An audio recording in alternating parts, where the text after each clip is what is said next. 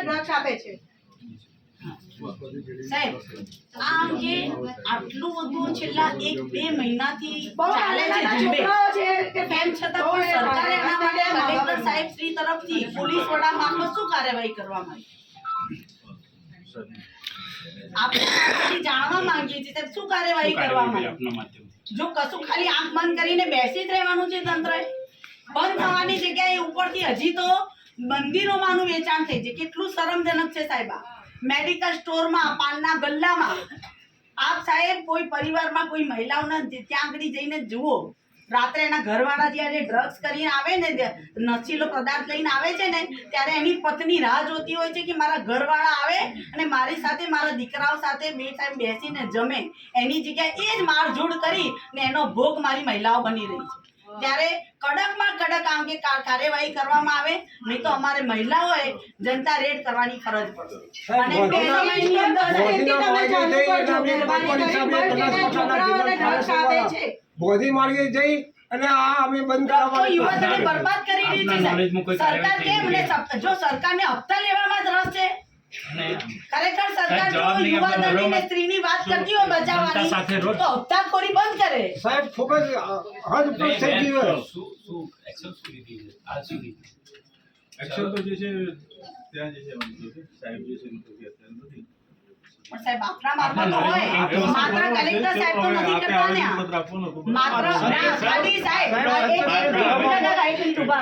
સાહેબ તમે એમ ના સમજો કે આ આવેદન પત્ર આપ્યું એટલે છૂટી ગયા આ આવેદન પત્ર માત્ર આવેદન પત્ર નથી પણ એક યુવા વર્ગની અને મહિલાઓની અંદરની આંતરડી કકડી અને જે બરબાદ થઈ રહી છે ને એની આ રજૂઆત છે આ માત્ર કાગળ નથી સાહેબ એટલે આપ જે હોય એ જવાબ વ્યવસ્થિત આપો ને આ અંગે શું કાર્યવાહી કરો આપ રિપોર્ટ માંગીને અમને જણાવો સાહેબ આપણા બેને રજૂઆત કરી હું સાહેબ એટલું કહું છે તમારે ખાલી જૂના બસ સ્ટેન્ડ છે ત્યાં આગળ નાના છોકરાઓને ડ્રગ્સ મળે છે બરાબર હું ત્યાંથી છોકરાઓ મારા એરિયાના હું બહુ લઈ આવી હતી કેમ કે એમનું ભવિષ્ય સામે નહીં લઈ શકતી એટલે તમે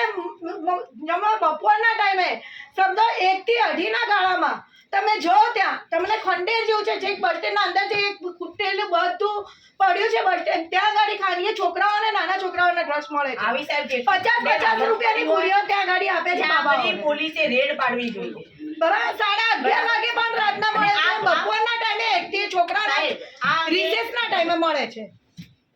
આ અંગે આ બેને જે રજૂઆત કરી છે ને એમાં સાહેબ નોટ કરો અને પોલીસ તમે ત્યાંથી પ્રયત્ન કરો તો સારું આ જે રજૂઆત કરી છે ને સાહેબ અમે અહીંયાથી આ જતા રહીને આ અમારી સામે 1 મિનિટ જીવનભાઈ આ બેને જે અત્યારે રજૂઆત કરી અમે જે આવેદન પત્ર આપ્યું છે આ પોલીસ તંત્ર મારફતથી રિપોર્ટ માંગો કારણ કે શું કાર્યવાહી કરી આજે બોલાવ પીઆઈ અમે અહીંયા બેઠા છીએ સાહેબ અમે ઊભા છીએ ખાલી રિપોર્ટ માંગો સાહેબ જ્ઞાન સાહેબ જવાબ નથી આપતો તો અહીંયા છીએ ના ના એ તો સાહેબ અમને આનો રિપોર્ટ આપો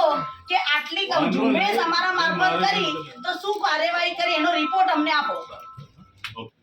અમે અહીંયા બેસીએ રાહ જોઈએ ના ભાઈ મારે જે સૂચના આપવાની છે હું ત્યાં આપીશ બરાબર પણ અમને તો અમે બેસીએ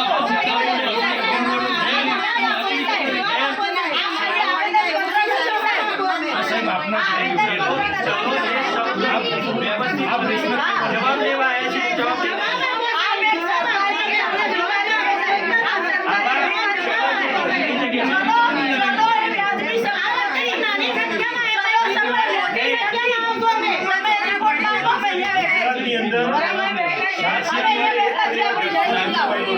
आप जवाब साहब ने पूछी जवाब जो अधिकारी साहब जवाब ના ના અમે બેઠા તમે ચાલો ચલો નહીં ચાલે સાહેબ તમે સમજો ચલો એટલે શું સાહેબ आप जवाबदारी अपना बाबत व्यवस्थित जवाब અમે એની વેટ કરીએ છીએ ત્યાં સુધી અમે નહીં જઈએ બરાબર અમે અહીંયા બેઠા છીએ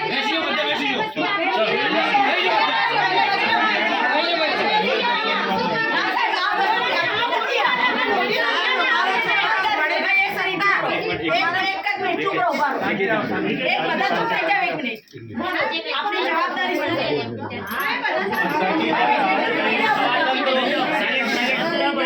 આપની જવાબદારી શું સાહેબ? આપે જે રજૂઆત કરી છે એ રજૂઆત પરથી ચોક્કસ કાર્યવાહી થાય એ માટે જે છે કે સૂચના આપી અને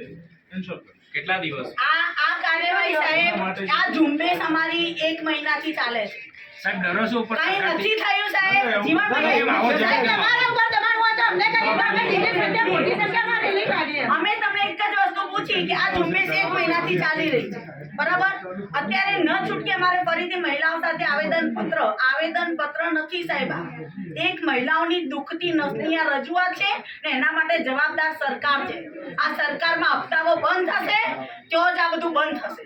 બરાબર? પણ આ અંગે આપણે અત્યારે આ ઝુંબેશ ઉપાડ્યા પછી અત્યાર સુધી શું કાર્યવાહી કરી? અમને એનો રિપોર્ટ આપો. આ પોલીસ તંત્રમાં એસપી ને પૂછીને અમને રિપોર્ટ આપો. અમે ત્યાં સુધી અહીંયા બેઠા છીએ. શાંતિથી પૂછો, અમે રાહ જોઈશું. વાંધો નહીં સાહેબ.